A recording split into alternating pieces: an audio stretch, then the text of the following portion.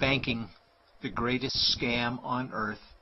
Thomas Jefferson said, "I believe that banking institutions are more dangerous to our liberties than standing armies.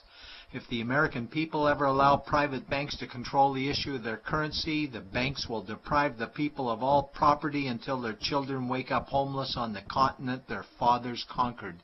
Jefferson's warning is already here.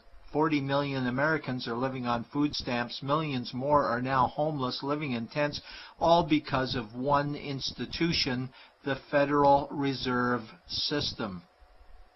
The Federal Reserve is a group of private bankers who have stolen the money creation process from the American people. Most people still believe the Fed is an agency of the government working in our best interests. It is not.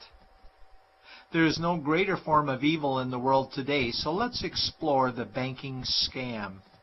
None of us have ever been taught anything about money. The reason is to prevent us from learning the truth that money is a trick and money is a trap. When solving any crime, there's a universal truth: follow the money, but with the banking scam, follow it backwards. Where does money come from?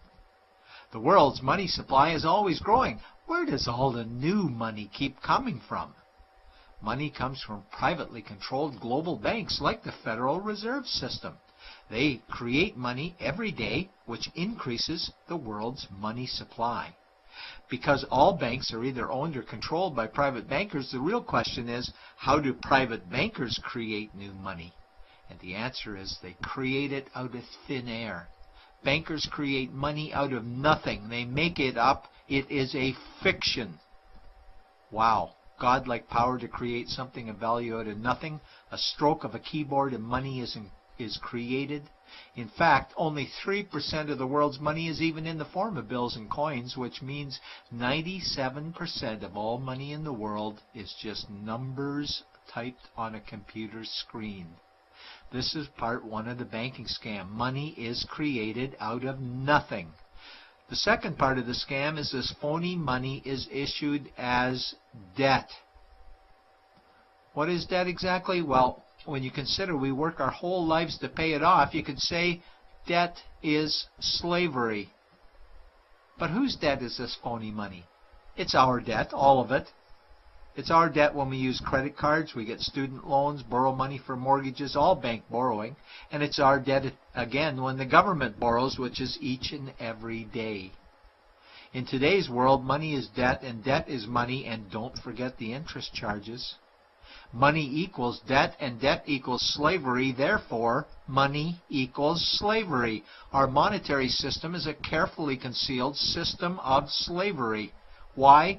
Because our government can create the same money for free with no interest charges, just like they used to, as the Founding Fathers designed it inside the United States Constitution for our protection against private bankers.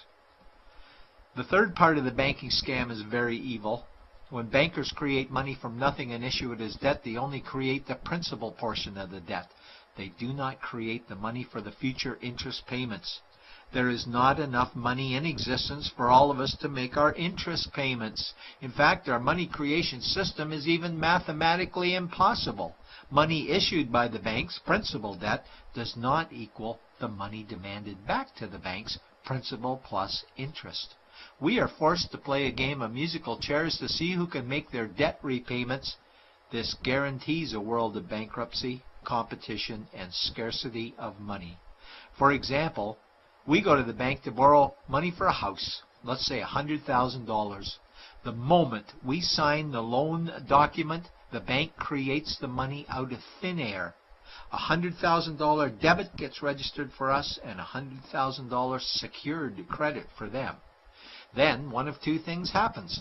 Either we give the bank 30 years of labor making house payments totaling $300,000 for the original $100,000 we borrowed, or the bank takes our house. The bankers get either our labor for life or our house, and often they get both, all from money created out of thin air and issued as debt, for money made out of nothing. This is why all the bankers end up with all the assets. The fourth part of the banking scam is inflation. People think inflation is prices and costs increase. A better answer might be the value of our money always goes down. Inflation is created every time the central banks print money, which is every day. Where does all this new money get its value? The answer is it steals its value from the existing money supply, where our savings are. Our savings are disappearing because of the new money they're printing. If money creation was in balance with goods and services, there would be no inflation. Prices would stay the same. But the reality is banks always print money, driving prices ever higher, which steals the value of our savings, making them disappear.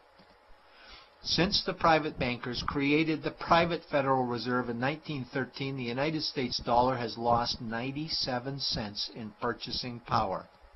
An item in 1913 that cost $100 in 2011 cost $2,230, a price increase of 2,130%.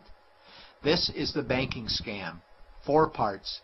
Private bankers create money out of nothing and charge interest on it. There is no money created for the future interest payments, and inflation steals our savings every day. In order for the banking scam to be pulled over our eyes, the bankers need help from the likes of paid-for politicians and appointed civil servants, military-industrial complex, mainstream media, multinational corporations, and the bankers' good buddies. For example, what do our banker-controlled television networks say about criminal bankers? Oh, bankers are our saviors. Chairman is Man of the Year. He saved the world. Bankers really do deserve their bonuses. They're so smart. And what do our banker-owned G20 politicians say we need to do? That we must save our banking system, and now we need austerity measures, like increasing existing taxes and bringing in new taxes, cutting our social programs, including education and health care, stealing from our pension plans while increasing the retirement age, keeping us working for more years at lower wages while placing our children and grandchildren in debt and servitude for their future lives. We are being lied to that we must go deeper in debt for bailouts, stimulus packages, quantitative easing, saving the too big to fail banks, credit easing, currency interventions, all names that mean the same thing, more debt to us. Is it not strange that the solution to too much debt is always more debt to us? And where is all this money going? It's going to the banks and to the bankers. They are stealing our money right now. 0.1% of the world's population owns 2/3 of the world's wealth. This means that 99.99% of the world's population own less than 1/3 of the wealth, a decreasing amount because these guys are stealing it. We desperately need to wake up to the banking scam. It is time for change. To retake control of our money system, we must stop supporting the banking scam. Lincoln said the government should create all the currency and credit needed to satisfy the spending power of government and the buying power of consumers. Money will cease to be master and will then become servant of humanity. And Jefferson said the issuing power of money should be taken from the banks and restored to the people to whom it properly belongs. It's a pyramid scheme, and we, the people, are the bottom layers of the banking pyramid. Without our support, the banking scam collapses. We have to do it ourselves. Wake up, get active, wake others. Remove our money from the bank. Buy gold and silver coins. Get out of debt. Rip up your credit cards. These actions will bring down the banking scam. Only vote for politicians who support debt-free money, or run for office yourself, and turn off mainstream media to search for the truth while you still can.